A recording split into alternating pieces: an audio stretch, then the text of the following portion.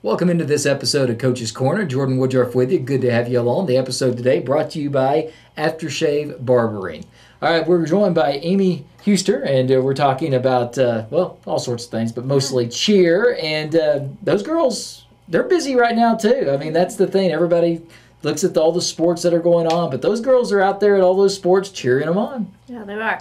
We started our first football game, season off, I should say, with our first football game in Enid on Friday. So the girls did good. The weather was perfect. It wasn't blazing hot like it normally is in September, but we had it is September. Yeah, it is. I was like, hold on. Yeah. So the girls have been working hard. They've been working on their cheers, their dances, their stunts, tumbling jumps, all the things. They're excited. Well, what about the kind of leaders you have? You know, every year cheer has leaders just like others. You name them captains just like other sports. So talk about some of the leaders and how they're leading some of those younger girls this year. Our football captain is Tootie Bells. She's a senior. She's doing an excellent job. Leading a pack of 15 girls can be trying. As a coach, you know, you're like, Yeah. But they're fun. They're always fun. But Tootie's doing a great job.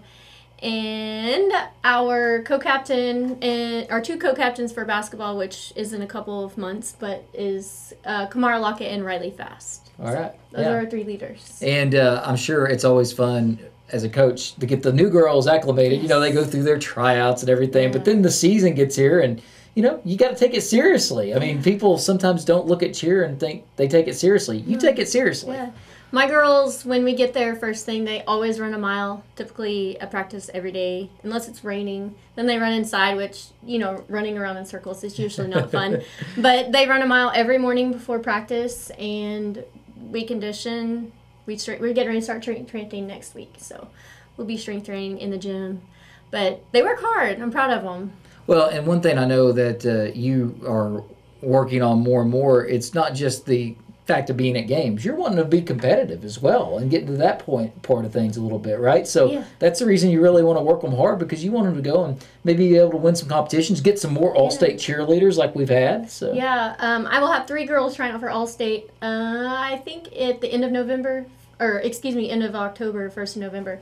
So I'll have my 3 seniors, Tootie Bells, Riley Fast, and Angela Huddleston. So they've got their cheer, so they're starting to learn their cheer and practice their jumps and their motion technique, all the things that go into All-State. So that's exciting. They'll go to All-Region, and then if they make All-Region, they'll go to All-State. Yeah, so what's that like for them? Because they're training with the team on stuff, but then they're kind of working on themselves. And naturally, you have a good idea of what they need to do to try to get that to that level. So is there something, do you spend a little separate time with them to help them out individually? Don't know this, but we're actually starting next week to help them. They already have their cheer. It was published a couple weeks ago, and so we learned the cheer perfect. Make sure it's not backwards, because when they video, it's like facing you. Okay. So it can be backwards, and you can tell those girls that do it backwards. But so perfecting it, making sure every motion is hip, crisp, and clean, and voice projection is there. So there's a lot that goes into it. Smile, have your smile on your face. And having the right judges. Can you lead a crowd, instead of like go Cats and get up in their face. Having the right judges. Like game day. Exactly. The right judges. It's not handpicked. That is. It's all subjective in a way, because it's up to those judges, and there's a lot of girls try out. There's only so many spots. And 6A, like when we compete, it's all regions selected, and so it's regions. And then it's like, we usually, all region is in Stillwater. Yeah. And then All-State is way down south somewhere. I can't remember the name of so it's a little small, like literally a small school.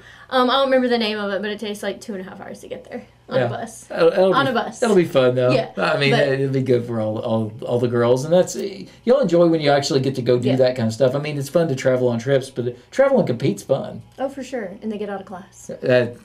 There's the most important thing, right? Get out of class. But you're going to work them hard too, right? Yeah. All right. One thing we got coming up, I think sign-ups and everything going to be happening here pretty soon for the mini cheer. Yeah. I mean, we're in football season. That thing's going to happen before we know it. Oh, I know. Trust me. It comes fast. We have our first mini cheer sign-up at the Old Girls Gym, which is our cheer gym at the high school. Not at the Rob. It's usually at the Rob, but it's at the Old Girls Gym this year. And it is on September 17th. I believe it's a Tuesday. September 17th, and then the second sign-up is October 1st. Same location at the Old Girls Gym. All right, what do they need to know as far as getting signed up? Because, a lot of people have done this multiple times. They know the routine now, but there's a lot of people maybe seeing this going to be the first time they're signing up their kid for this. So what do they need to know? Pay attention to social media. Majority of the people have social media, so social media, Facebook, Instagram, the school website will have it. We have a flyer that we will post as well.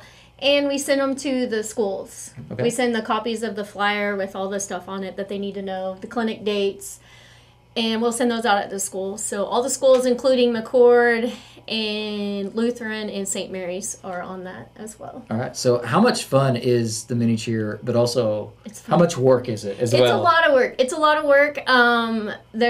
Last year was the most ever. I think there was 207 little girls last year. And when our captains are like, now let's everybody scream. And I'm like, oh my God. And it's inside. And you're like, please don't scream ever again.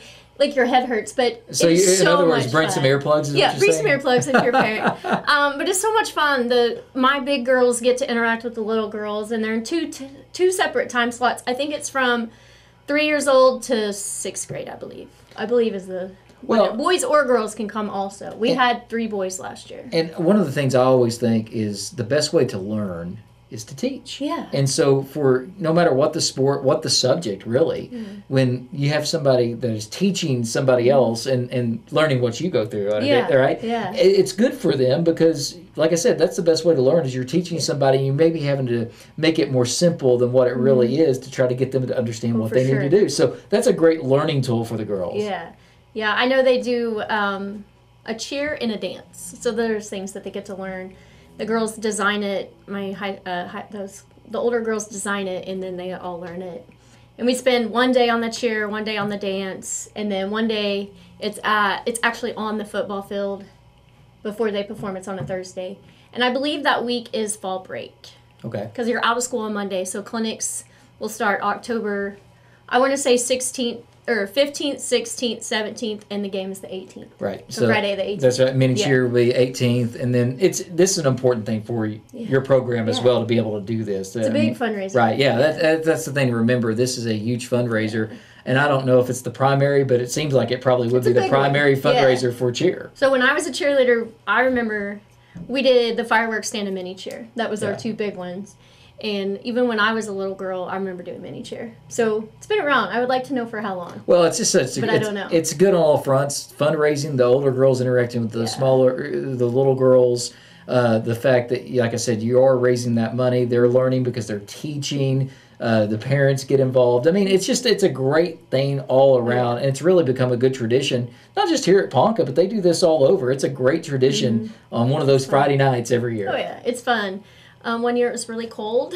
Last year I think it was good weather, so you never know what to prepare for. You just go for the best. Hey, those girls, once they get out there, they're not worried about that cold. Now, the parents may be a little different, or the coaches, but those girls, it's a little different. Now, the older girls may complain a little bit, but those little ones, they're ready to get out there. Oh, they're fun. They eat it up. Being in front of all the fans on Friday night. Now, it's so much fun. Once it's over, they may be ready to go home and get out of the cold. Yeah, the stadium is packed on that Friday night, and nobody can find parking spot, or seats. And then once you get there, and then all they do is so fun. Yeah, and we go right after the high steppers. Yeah, looking forward to that, and hopefully we do have good weather. I know. That. So you just never know what's going to happen with that. Yeah. Well, Coach, you appreciate the time as always. Anything else before we let you go? No, we're just excited to cheer on our Wildcats. All right. Friday night lights are here. They're fun. Well, Coach, we'll see all those girls out there and look forward to the mini cheer that'll be coming up.